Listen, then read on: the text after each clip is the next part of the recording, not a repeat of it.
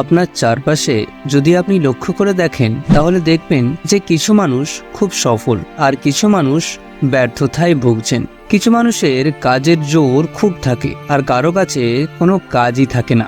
আপনি হয়তো লক্ষ্য করেছেন যে আপনার মা বাবা খুব সকালেই ঘুম থেকে উঠে যান, কিন্তু আপনি তা পারেন না। এমন অনেক মানুষ দেখবেন যে যারা খুব সহজেই ক্লান্ত হয় না, যে কোনো কাজকেই তারা খুবই মনোযোগ সহকারে করে থাকে। এখন প্রশ্নটা এখানেই যে তারা এগুলো কিভাবে করে। তারাও তো আপনার মতোই সাধারণ মানুষ, তারাও তো আপনার মতোই চলাফেরা করে, কথাবার্তা বলে। তবে কেন তাদের মধ্যে এত উন্নতি আর আপনি কেন সেই গতানুগতিক ওয়েতেই চলাফেরা করছেন? কোত্থেকে আসে তাদের এত মানসিক শক্তি?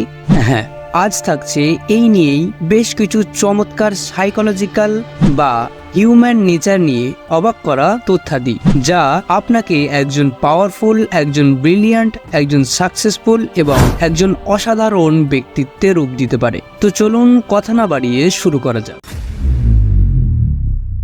বহু রিসার্চাররা রিসার্চ করে জানিয়েছেন যে দরিদ্র ও ধনী মানুষদের মধ্যে একটি বড় তফাৎ রয়েছে। সেই তফাৎটা বুদ্ধির নয়, তফাৎটা পরিবেশেরও নয়, তফাৎটা হলো মানুষের অবচেতন মনের শক্তি।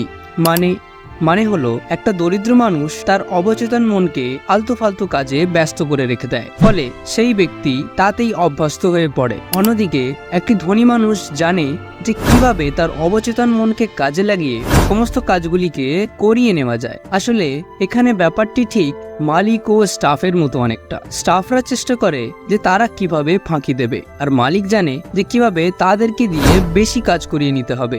জাস্ট এই ব্যাপারটি আমাদের সাথে ঘটে। শরীর কখনোই কাজ করতে চায় না, মন সবসময় সোজা পথেই হাঁটতে চায়। কেউই এই দুনিয়ায় পরিশ্রম করে বাঁচতে চায় না, তবে যে করে সেই হয় গেইনার। আর গেইনার হতে গেলেই কাজে লাগাতে হবে আপনার অবচেতন মনকে, যার দ্বারা আপনি আপনার জীবনকে পরিবর্তন করতে সক্ষম হবেন।